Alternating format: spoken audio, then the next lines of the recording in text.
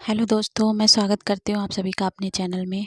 दोस्तों, आज यह दर्द भरी कहानी है एक लड़की की, या फिर या यूँ कहूँ तो भी गलत ना होगा कि यह कहानी एक बदनसीब लड़की की है।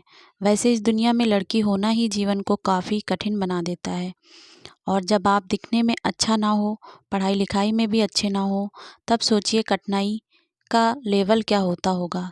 संध्या बचपन से ही पढ़ाई लिखाई में कमज़ोर थी। रंग उसका सांवला था, नाक नक्शा भी का बाकी लड़कियों की तुलना में इतना खास ना था।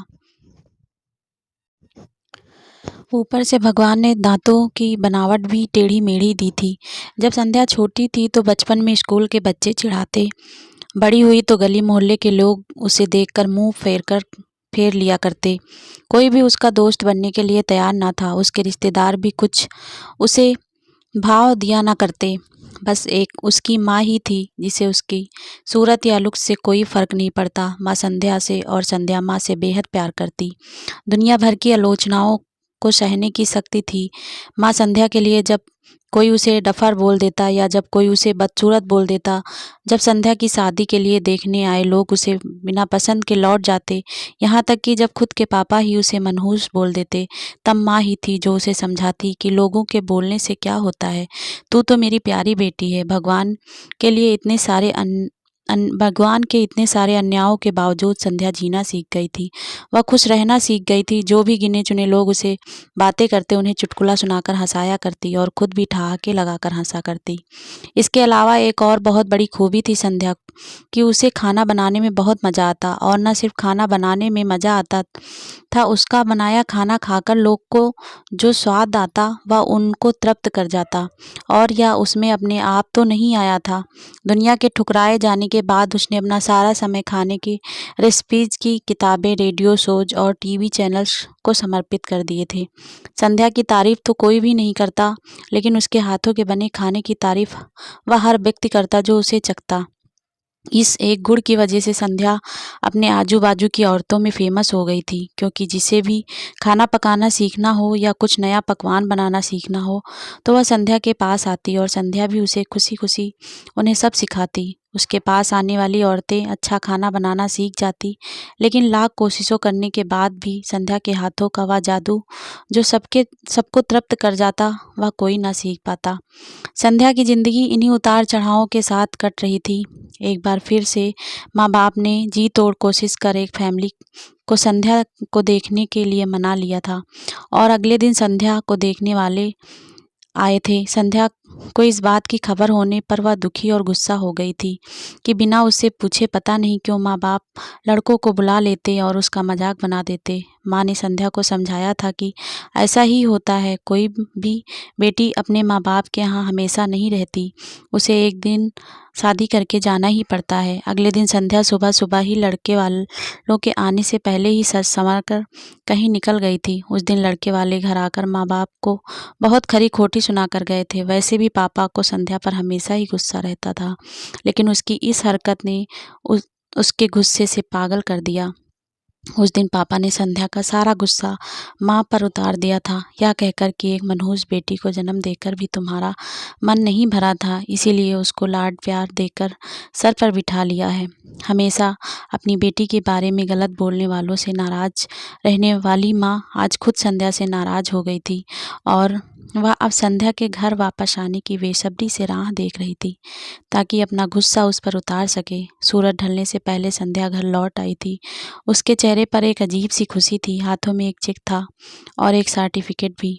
संध्या माँ से कुछ कहना चाहती थी, लेकिन इससे पहले कि संध्या अपने मुंह से एक शब्द भी कह पाती, माँ ने उसे खरी खोटी सुनाना शुरू कर दिया।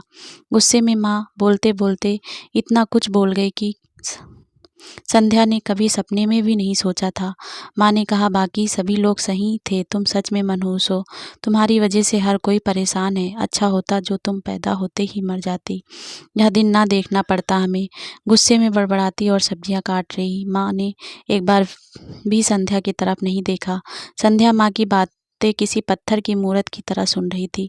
पत्थर की ऐसी मूरत जिसके शरीर में तो जान ना हो, लेकिन आंखों से आंसुओं की धारा बह रही थी। संध्या ने माँ से पूछा, माँ क्या सच में तुम भी चाहती हो कि मैं मर जाऊं? क्या इतनी बुरी हूँ मैं? माँ अभी गुस्सा सर पर सवार होने की वजह से माँ ने कह दिया हाँ। बिना एक पल भी सोचे संध्या ने सीधा अपने कमरे में जाकर कमरा अंदर से बंद कर लिया था। 1-2 मिनट बाद गुस्सा थोड़ा शांत होने पर माँ को अपनी गलती का एहसास हुआ तो संध्या के रूम की तरफ गई। उन्हें पता चला कि संध्या ने रूम को अंदर से बंद कर लिया है। गुस्से में कुछ कर ना ले इसीलिए माँ ने तुरंत पापा को इस बात की खबर दी। दोनों ने काफ़ी दरवाज़ा खोलने की कोशिश की लेकिन जब नाकामयाब रहे तो दरवाज़ा तोड़ दिया।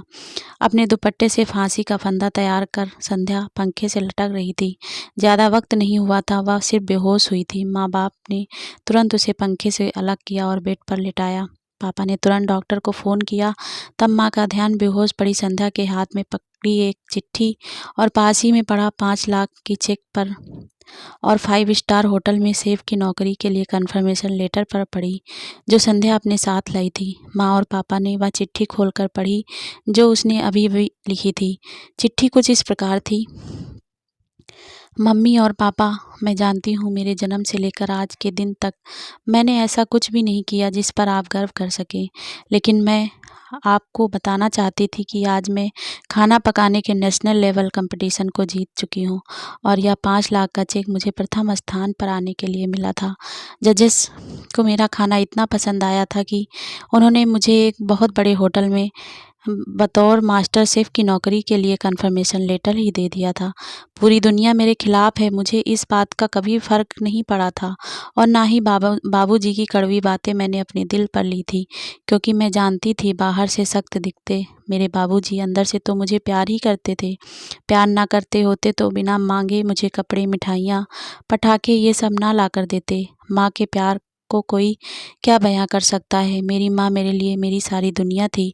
जब माँ मेरे साथ होती है तो मुझे किसी बात की परवाह नहीं होती थी। मेरी माँ मेरी थी इसलिए मुझे किसी और की ज़रूरत ना थी। मेरी माँ मेरे साथ नहीं है तो मेरी दुनिया मेरे साथ नहीं है। इसीलिए मैं आज दुनिया को ही अलविदा कह कर जा रही हूँ। मैं जानती हूँ आपने कभी ना कभी भगवान से यह दुआ ज़रूर मांगी होगी कि अगले जन्म में मेरे जैसी औलाद ना मिले, लेकिन मैं हमेशा यह प्रार्थना करती थी कि अगले जन्म में तो क्या मेरे हर जन्म में मुझे आप जैसे ही माता पिता मिले, और आज भी यही प्रार्थना करके उसी भगवान के पास जा रही हूँ। चिट्ठी पढ़ते पढ़ते माँ और पापा सर से पाँव तक पछतावे में डूब गए थे और बेहोश पड़ी संध्या के सर पर हाथ फेरते हुए फूट फूट कर रो रहे थे। दोस्तों, पूरी कहानी पढ़ने के लिए धन्यवाद। मैं जानती हूँ यह कहानी आपके दिल को छू गई है। मैं उम्मीद कर सकती हूँ कि अब आप जाने अनजाने में किसी भी व्यक्ति का उसके बाहरी लुक्स की वजह से दिल नहीं दुखाएंगे। दोस्तों, एक और बात मैं बस यही कहना चाहती हूँ कि कोई भी इंसान किसी का दिल ना दुखाए, ना ही उसका मजाक उड़ाए। दोस्तों, कहानी कैसी लगी कमेंट करके ज़रूर बताना, और कहानी अगर आप सभी को पसंद आई हो तो प्लीज़ शेयर कर लीजिएगा और लाइक भी कर लीजिएगा दोस्तों, और हमारे चैनल को सब्सक्राइब कर लीजिएगा। धन्यवाद दोस्तों।